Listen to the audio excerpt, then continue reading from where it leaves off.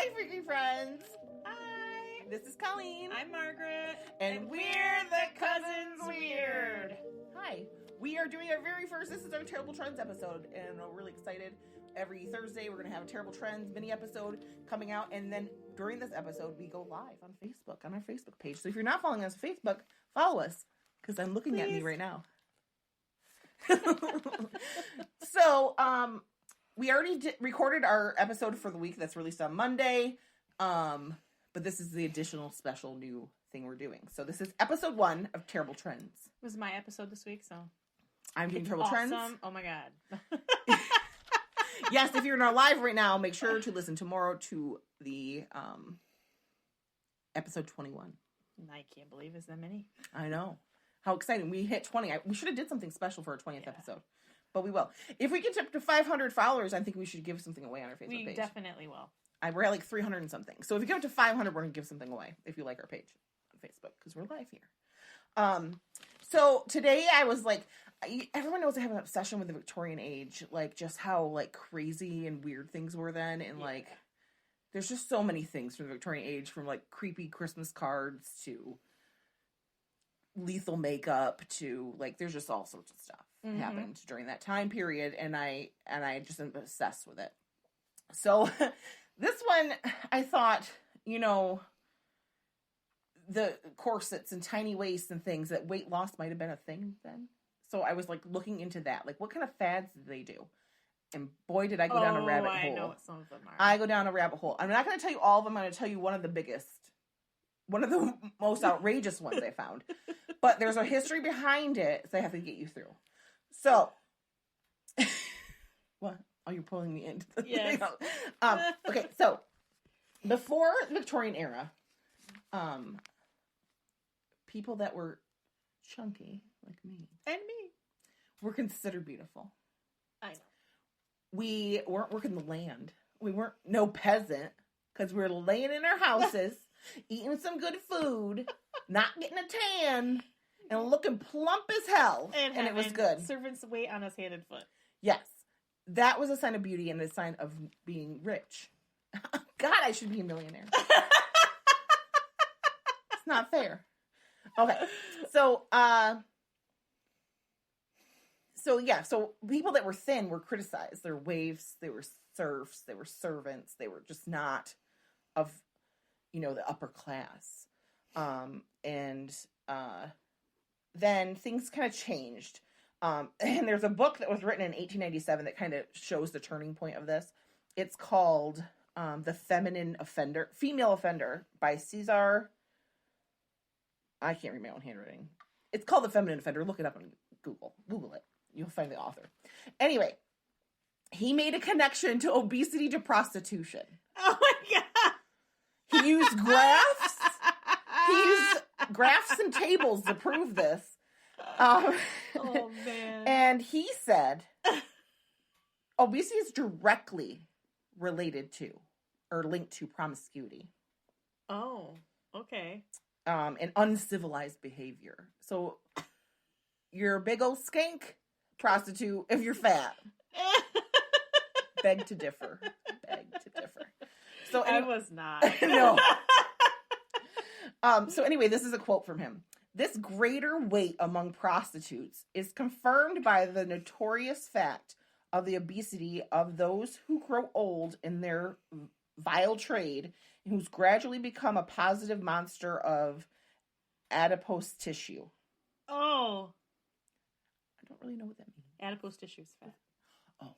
So because they're prostitutes, they get fat because they're just so vile. Your fat's vile. It also became, excess weight became a sign of being stupid, lazy, crazy. I mean, I am all those, but that's not proof. Oh. So we can thank the Victorian era for ruining everything for me. I could be the most desirable person on the planet right now. And they ruined it. And I don't like it. So anyway.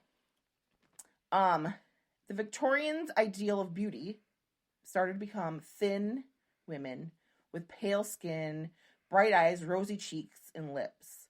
They would often bare their shoulders so you could see the bones in their shoulder blades and their collarbones, because, you know, that's a sign of whatever. An image of a fragile woman on a fainting couch was something you saw often. And women were actually considered very childlike and need to be cared for if you're wealthy, that is. Like, the ones that weren't wealthy were out in the gutters trying to make life. Didn't give a shit. Thin and frail and almost bird-like. Like fragile little birds. Oh. So, like, I was looking into this, like, what was the big turn? Like, what happened? Tuberculosis happened. So, tuberculosis was running rampant, and people that got it were pale. And wasted away. And fragile. And needed fainting rosy lips cheeks. And cheeks. Yep. But they were rich people getting it. Because they were stuck inside their homes, breathing in the infested, contagious air, because they didn't know that's what's. They thought it was a hereditary thing because people in the family were getting it because they were stupid. Yeah. And so it really was just they were catching it from each other. Actually, they were vampires. Yeah, that's also what they did think that. Was. Yeah, you were a vampire. They did think that too. Actually, yeah, you're right. So during this time, like I said, tuberculosis was running rampant. And women started seeing it as a beautiful thing. Yeah. Pale skin, thin waist, red lips and cheeks. It became a trend that led to women purposely going to catch it.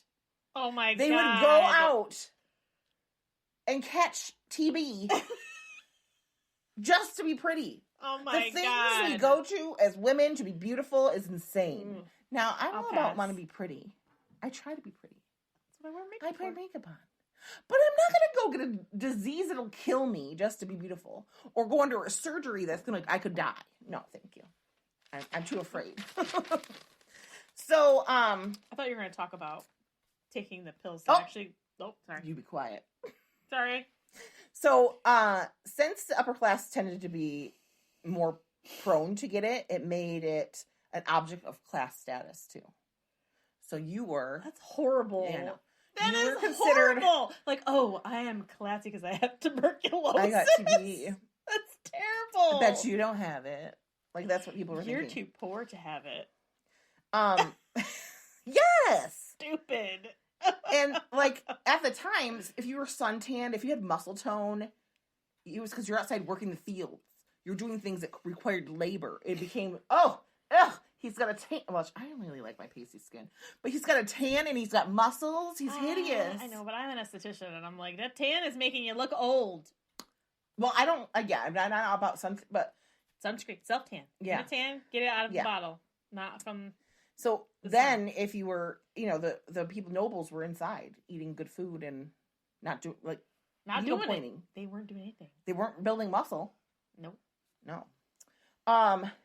So at the time, there was a Parisian celebrity named Mary Duplessis, and they painted a portrait of her and it became famous, like everyone's ideal beauty. She had black hair, oval face, which made her ivory skin even more ivory looking. She was very pale, very thin, very fragile looking. But she had tuberculosis when they did it, and she died at 23. Oh my God. So her fame didn't last long, but that's that's the ideal beauty. That's what we want to be. We want to look like this Parisian woman that was dying of tuberculosis. Oh my God. People really aren't much different now. No. Not really. It led to a thing called consumption chic. Small waist. Emphasis on the eek. Yeah. Small waist, pale skin, petite, tiny, all those things. While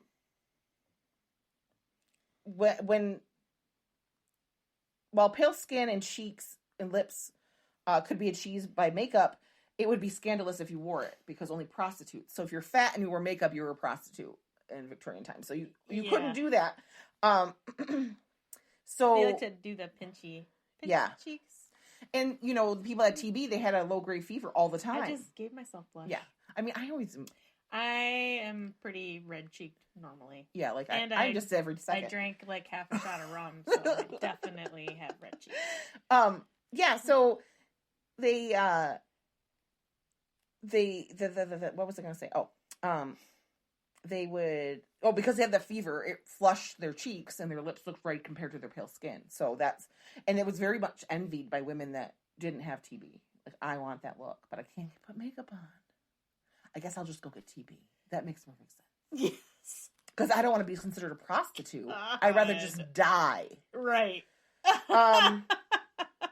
When the disease progressed, if it progressed slowly, there'd be weight loss, giving you that frail appearance, and sunken cheeks. Weakness also was part of the aesthetic. You wanted to be frail and like he's tiny, you're so tiny and frail. You know how they just wanted you to just be a frail little woman, and then your skin got really pale because not only were you wasting away, you were coughing up blood. Yes, which made your mouth get redder. Yeah, and made you paler and weaker. And you're indoors, first of all, because you're rich. Second of all, because you had no energy to do anything, so you just lay on a couch all the time because you're like, oh, I'm sick. So all those things were considered beautiful. And it's even in literature. A character in Les Mis and Crime and Punishment got consumption, and that was like they did it because it was beautiful. It was trendy. It was trendy. Trendy to die of tuberculosis. That's terrible. All these things led to women wanting to achieve this look, and if they didn't want to purposely get tuberculosis. I mean, even if you think about the clothes they wore, the whole thing when it came to the corsets and the big skirts was to make that waist look smaller. And then the shoulders, if you could see the bones, that was important. You wanted to see the bones popping out of your body. Like, that was what you wanted. That's the look you were going to. So if you were slightly not insane and didn't want to go get TB, like you were going to go around someone, which, like, they really didn't know how it was spreading because they didn't have the science. Eventually they figured it out, but they could go on a diet. And there was a lot of diets going around then. The diet fad is not anything. No, it's been going on since Victorian. Thank you, Victorian people, for making me feel unworthy of anything because I'm fat and I'm a skanky ass prostitute and I wear makeup. Thanks a lot. So this led to a diet that they would do that would give them all the things TB would and hopefully not kill them. So they would take this pill that had a tapeworm egg in it. And when that hatched the parasite grows inside the host, and then taking all your nutrients away from you. Unpleasant. Yeah. And allowing them to lose weight and get that frail look because you have no nutrients. Your bones, you know, frail and whatever. And then it would, they wouldn't have to worry about calories. They could still eat their food that they liked. But they didn't have to worry about calories because they had a freaking tapeworm in their body. Exactly. So once wait, hold on. I missed a part here. But it also it would take the nutrients from you and everything. So it also could cause nausea, diarrhea, vomiting, bloating, abdominal pain, loss of appetite. You didn't want to eat the good food that was there. Even eye-related issues, headaches, cognitive issues. I mean, your nutrients are being leached away from you. You're not getting the things you need, so your whole body could fail from that. Like, kidneys could mess up, all the things. And once the desired weight was achieved, they had to get rid of the tapeworm because it could die. They're like, okay, I'm a frail little bird now. So now I can get this tapeworm out of me. So,